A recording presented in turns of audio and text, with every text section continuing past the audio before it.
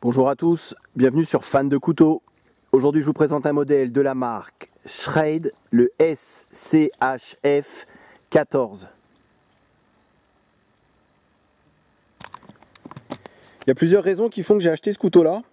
Bon, la première raison c'est que j'aime bien sa forme, j'aime bien sa taille, une taille assez compacte, et en EDC lame fixe je trouve que c'est vraiment la taille idéale. C'est pas trop épais, c'est pas trop grand, on a une taille de lame assez raisonnable. Et c'est assez facilement transportable, on peut le glisser dans sa poche.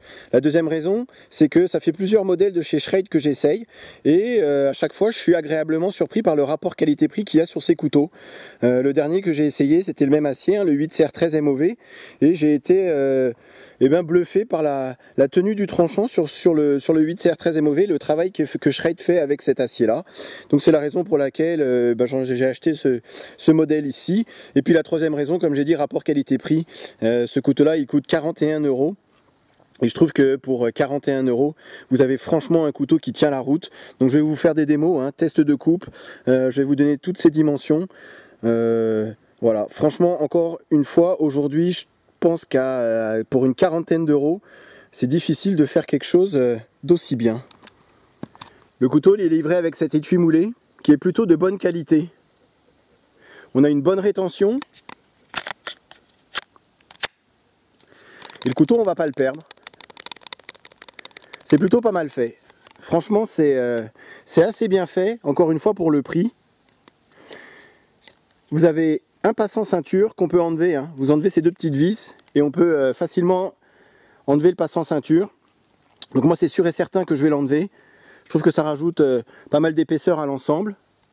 Et pour moi, si on achète un couteau de cette taille-là, à lame fixe, c'est aussi pour la finesse de l'ensemble. Ça va être assez facile de le glisser dans une poche ou de le glisser dans un sac sans ce passant ceinture. Alors le couteau en lui-même, vous avez une longueur totale de 21 cm. Taille de la lame, 8,5 cm. Donc vous avez des pliants qui ont exactement la même taille.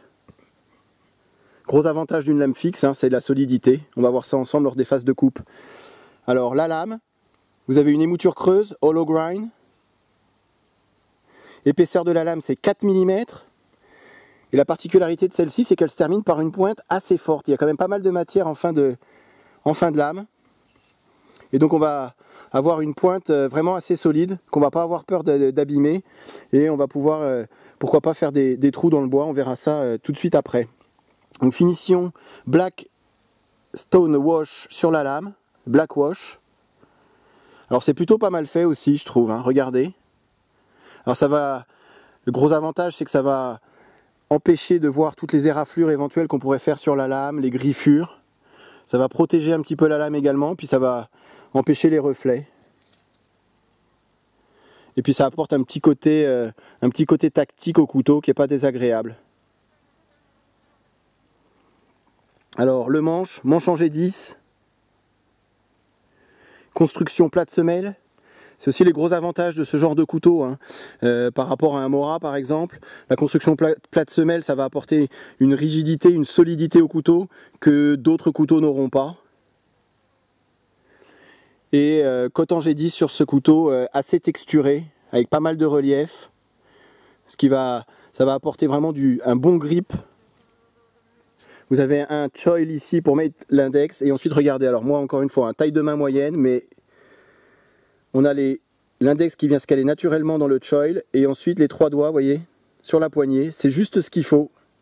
C'est pas trop petit, c'est pas trop grand, c'est juste parfait. Du jimping sur le dessus de la lame. Et là, le couteau, on l'a vraiment super bien en main. Alors relativement fin. Vous avez un trou pour passer une dragonne. Alors les côtes en G10 ne sont pas alignées, mais c'est fait exprès. Ça va apporter un petit peu plus de grip que si tout était aligné. Encore une fois, pour 40 €, regardez la finition. C'est vraiment pas mal fait. Alors oui, c'est pas le meilleur des aciers, mais je termine là-dessus. Je sais parce que je me suis un petit peu renseigné sur le sujet. Le traitement thermique que Schrade fait sur son 8CR13 MOV, ça lui coûte plus cher que le traitement thermique qu'il fait sur son 1095. C'est dire l'importance que Schrade met alors, dans le traitement thermique du 8CR13 MOV, et c'est aussi pour ça que cet acier-là, il est hyper répandu sur quasiment toute leur gamme de couteaux. C'est que pour eux, il est au-dessus du 1095, et encore une fois, ça c'est pour cette marque-là, pour Schrade, leur 8CR13 MOV est au-dessus de leur 1095. Et on va voir ça tout de suite ensemble. Je vous ai parlé de la solidité de la pointe, on va voir ça tout de suite ensemble. Gros avantage par rapport à un pliant, ça va être toutes les torsions latérales. Vous voyez ce genre de travail. Alors oui, le bois, c'est du bois mort, mais avec ce genre de travail, j'hésiterais vraiment à le faire avec un pliant. Et avec ce couteau-là, ça ne me pose aucun problème. Vous voyez, on peut essayer de faire levier un petit peu sur la pointe. Voilà. Ça peut être utile. Vous voyez. Voilà, tout ce genre de travail qu'on ne ferait pas avec un pliant. Là, ça force un peu peut-être. On va pas le casser non plus, mais voilà. Vous voyez, c'est assez relativement facile. On l'a bien en main, même si la poignée est relativement fine quand même. Mais et si on devait par exemple faire un trou, vous voyez, c'est tout à fait possible. Et là, quand on creuse un peu, le bois il devient quand même assez sec et un peu plus dur, mais pas de problème. Pour sculpter par exemple.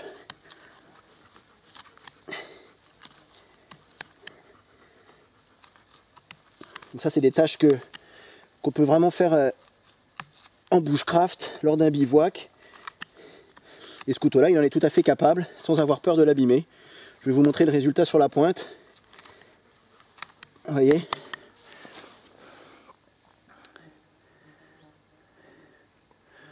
Ça bouge pas, ça n'a pas bougé en tout cas.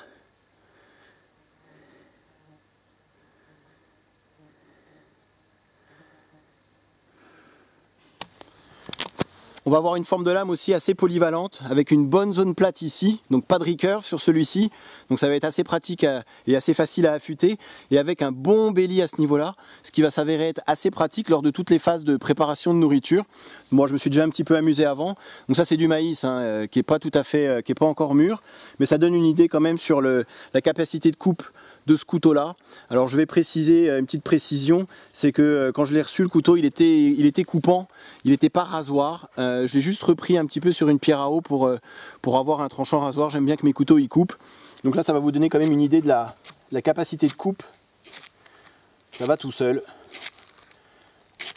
Ça va être très pratique à utiliser. On l'a vraiment très bien en main. Le jimping vraiment il fait vraiment très bien son travail. Le pouce il vient tout naturellement se caler à l'intérieur. Voilà, et ça coupe très fort. Autre gros avantage de ces petites lames fixes par rapport à un pliant, ça va être lors des phases de coupe à la volée. Je pense qu'on peut vraiment s'attaquer à du... vous voyez, c'est de la branche qui est quand même relativement épaisse par rapport à la taille de la lame. Et je pense que ça lui fait pas peur. Alors c'est du bois qui est mort, c'est une branche qui était par terre. Donc je vais vous montrer ce qu'il est capable. J'ai fait exprès de ne pas mettre de dragonne. Je vais me placer comme d'habitude avec les 3 doigts sur l'arrière, le petit doigt qui reste et qui va se caler sur le pommeau, et on y va. Alors oui, le couteau a forcément tendance à vouloir partir, c'est pour ça qu'il y a un trou pour la dragonne. Mais on n'a pas peur de taper dessus avec l'épaisseur de la lame.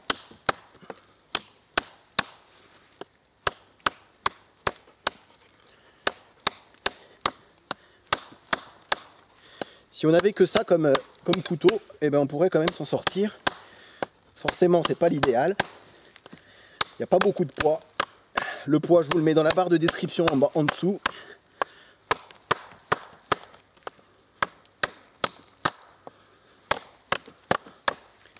Bon, il a vraiment une tendance à vouloir s'envoler. Là, je conseille fortement de passer une dragonne. Mais voilà, vous voyez. Donc, on va pas passer à travers un tronc, mais une branche quand même relativement épaisse. et ben cette petite lame fixe, elle en est tout à fait capable. Donc je vais vous faire cette autre technique de coupe, c'est simplement pour vous montrer qu'il est tout à fait capable de faire ce genre de travail, qu'il est assez solide et assez robuste pour qu'on puisse taper sur la lame sans avoir peur de l'abîmer. Ça rentre bien, hein. Franchement, avec ces 4 mm d'épaisseur, construction plate semelle, ça lui pose aucun souci. Alors la lame est relativement petite, hein. Vous voyez, sur ce genre de travail, avec une lame un peu plus grande, ça serait forcément un peu plus facile et un peu plus pratique. Mais là, on y arrive quand même.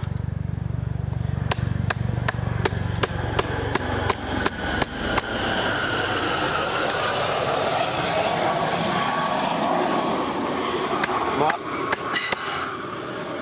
Je pense que c'est pas moi qui recherche. Vous voyez, je tape quand même. J'y vais fort, hein.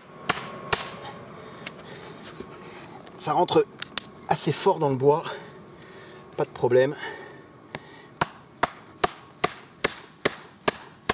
Vous voyez, voilà, c'était vraiment pour la démo. Je vous montre l'état de la lame, c'est important quand même. Au niveau du tranchant, s'il y a du chips, s'il a roulé, bon, on voit pas grand chose, hein. Même la finition black wash comme ça va, comme j'ai dit précédemment, ça va éviter d'avoir plein de sortes de marques sur la lame. Avec une lame satin par exemple, on aurait quand même pas mal de petites rayures. Et là le tranchant, ça bouge pas, hein. C'est encore, ça coupe encore. Moins qu'au début c'est sûr, mais ça coupe encore.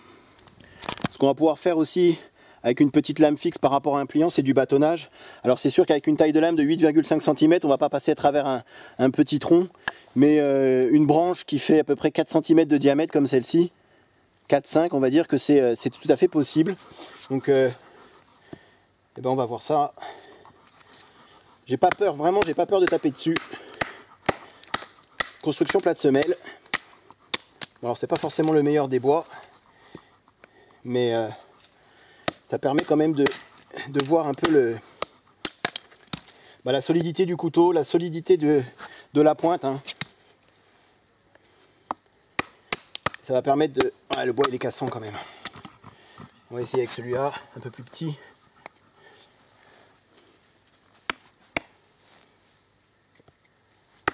Mais, vous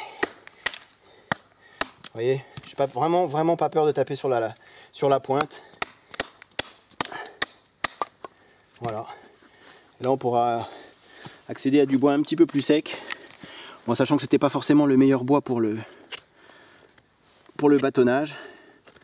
Et là je vous montre juste l'état du tranchant avant de vous faire et de terminer là-dessus, comme je fais à chaque fois sur un peu de feather stick. Et là ça permet par exemple, vous voyez, si on voulait se tailler une pointe, ça coupe encore, hein. Ça rentre bien dans le bois sans problème. Je vous dis, à part la finesse de la poignée qui est pas gênante, mais je pense qu'il y a à savoir. Ce qui est bien, c'est que ça reste un couteau assez discret et assez fin. Par contre, c'est vrai que sur une journée de travail, ça peut peut-être s'avérer un peu fatigant à la longue. Mais si c'est juste 2-3 heures en forêt, vous voyez, hein.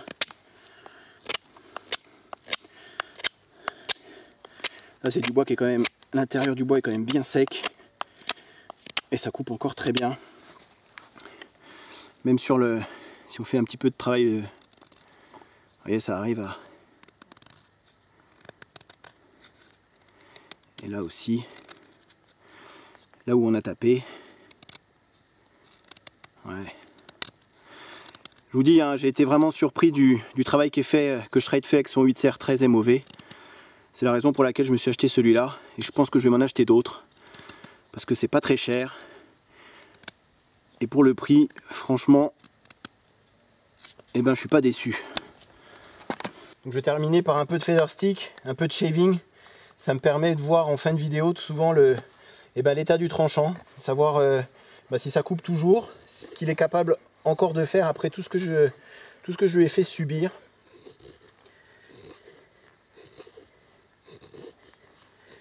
trouve que ça coupe encore, c'est très très correct pour tout ce que j'ai fait avec, donc tout ce que j'ai filmé, tout ce que j'ai pas filmé.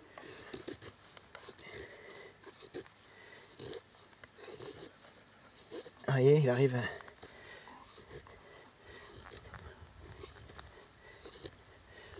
On arrivera à faire quelque chose quand même avec cette petite lame.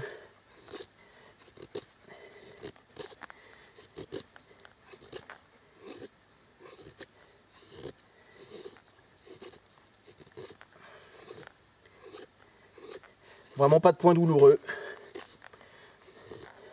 C'est vraiment assez agréable de travailler avec.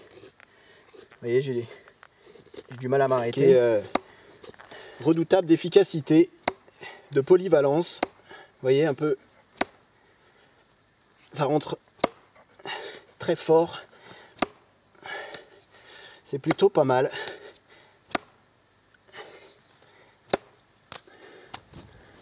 Pour conclure, sur ce Schrade, le SCHF14, celui qui recherche une alternative à un pliant, quelque chose d'un petit peu plus solide, ou tout simplement celui qui recherche une petite lame fixe, et pas trop cher en plus, je pense que ce couteau-là, il est vraiment pas mal. Vous avez vu tout à travers la vidéo, tout ce que j'ai réussi à faire avec. On peut taper dessus, on a une pointe quand même vraiment hyper solide.